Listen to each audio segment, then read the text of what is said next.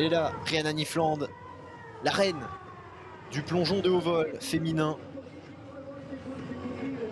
Elle a débuté en 2016.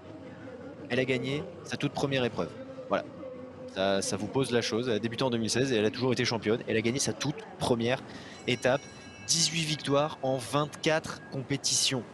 Elle a été double médaillée d'or au championnat du monde. Voilà, il n'y a pas de grand chose à dire de plus. Les chiffres parlent d'eux-mêmes. Rhiannon Nifland est tout simplement intouchable. Et à 31 ans, on peut dire qu'elle a encore quelques années devant elle parce qu'on pense notamment à Gary Hunt qui en a 38 ou Adriana Riemnes, pardon, qui est 5e actuellement,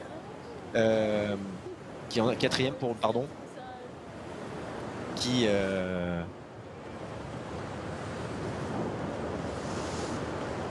sont encore sur le plateau et qui sont toujours aussi bons. Elle a 252 points, Rhiannon Nifland, 7.1 de moyenne pour aller chercher une nouvelle victoire.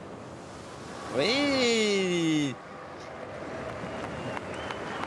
Alors dans l'exécution c'est difficile à dire, dans l'entrée dans l'eau c'était pas du grand Ifland. Toute proportion gardée évidemment.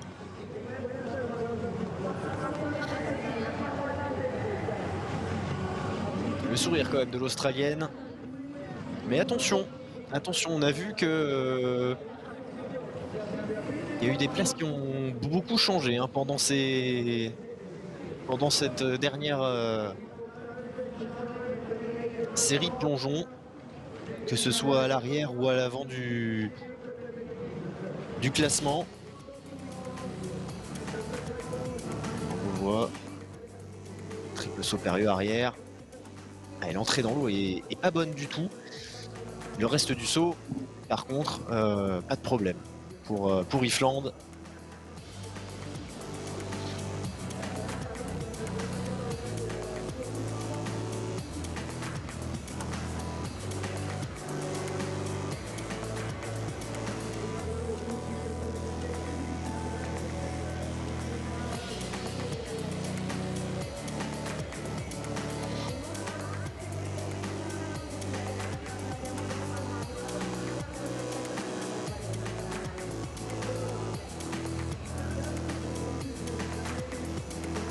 Alors que vont décider les juges, ça va être très important.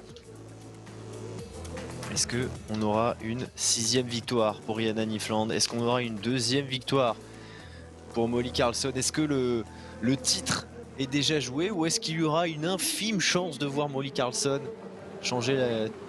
tout changer à Sydney? On va vite le savoir. Elles se prennent dans les bras, les deux rivales. Ouais, 102 points, il n'y a pas de souci, aucun problème. 8,5, 8,5 et 8,5, 102 points. Sans problème, Rhiannon Nifland qui l'emporte donc ici à Polignano à Maré. La 19e victoire en carrière pour l'Australienne. Et du coup, eh bien, c'est un 6e titre consécutif pour la championne australienne. Après 2016, après 2017, après 2018, après 2019, après 2021. Et je rappelle qu'en 2020, il n'y a pas eu de championnat dû à la pandémie. Le titre donc pour Rhiannon Nifland, 6 victoires en 7 étapes. Il leur reste une, c'est chez elle à Sydney. Elle aura 0 pression. Elle est en pleurs, l'Australienne. La victoire de Rhiannon Nifland, le titre pour Rhiannon Nifland. Toujours aussi intouchable donc dans ce Red Bull Cliff Diving. Il y a elle et les autres. Elle finit avec 18 points d'avance sur Molly Carlson. Elle en avait à peine 4 de plus avant cette journée, avant ce 4e saut. Et vous voyez la 3e place pour Jessica McCall, la 4e pour Adriana Ramirez. Très bonne remontée d'Iris Smith-Bauer qui termine 7e finalement. Et la dernière place, elle est pour Amy Harrison, la 3e canadienne. L'homme au piment sur le maillot de bain, et on espère qu'il va pimenter justement cette fin de compétition, cette fin de saison. Parce que si Gary Hunt gagne, il reprendra la tête du classement général, c'est sûr désormais. Parce que s'il gagne, Preda est 3e et il perdrait donc 70 points sur le français, qui est à 40 actuellement. Et puis Heslop n'ayant que quelques unités d'avance, 6, eh bien le Français serait évidemment devant avec les 40 qu'il récupérerait. Mais il faut pour ça passer devant le Britannique, passer devant le Roumain. On sait qu'il est capable. Il a fait un très très bon week-end, Gary Hunt. 8,3 de moyenne pour réussir le triple saut périlleux avant. 3 vrilles et demi. C'est parti. C'est énorme. C'est un très très beau saut. C'est un très très bon plongeon de la part de Gary Hunt. Et oui, Hayden Heslop qui est en train de se demander si ça suffira pour que le Français lui passe devant ou pas. Maintenant, il n'y a plus qu'à attendre.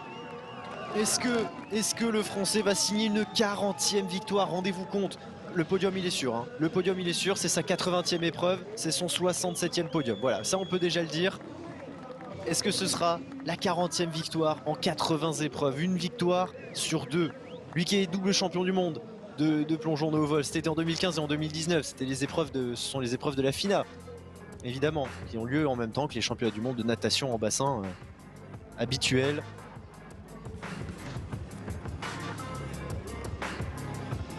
C'est à l'époque où il était encore représentant de Sa Majesté. Gary Hunt qui est français, je le rappelle, depuis 2020, qui vit en France, hein, qui est marié à une Française, qui a donc pris la nationalité. Ça nous va. Ça nous va. En tant que Français, on est très content de ça et on espère que ce sera la 40e victoire en Red Bull Cliff Diving de Gary Hunt qui lui a débuté sur le plongeoir de 3 et de 10 mètres et qui avait été médaillé de bronze aux Jeux du Commonwealth en 2006 sur 10 mètres justement. Que médaille de bronze, et quand c'est à 27 par contre, il est devenu tout simplement trop puissant. Gary Hunt, on va voir les résultats. Est-ce que c'est la victoire ou non pour le Français? Ce sera Heslop ou ce sera lui? 8,5 de moyenne, 124 points, c'est suffisant pour la victoire. Il a fait le strict minimum pour passer devant Hayden Heslop, pour passer devant Katalin Preda. Gary Hunt qui l'emporte donc ici à Polignano à Mare. Une nouvelle victoire pour le Français. Et l'accolade évidemment avec son jeune rival Hayden Heslop. Ça a été un concours de très très haut niveau. On a vu le saut magnifique de Miguel Garcia, on a vu le saut extraordinaire d'Hayden Heslop, on a vu également des performances magnifiques de Gary Hunt et de Katalin Preda, bien évidemment, qui ont été au rendez-vous. On a vu aussi le jeune Andrea Barnaba, l'Italien de 18 ans, qui a fait une compétition magnifique. Chez les femmes, évidemment, Rihanna Nifland et Molly Carlson ont été au top.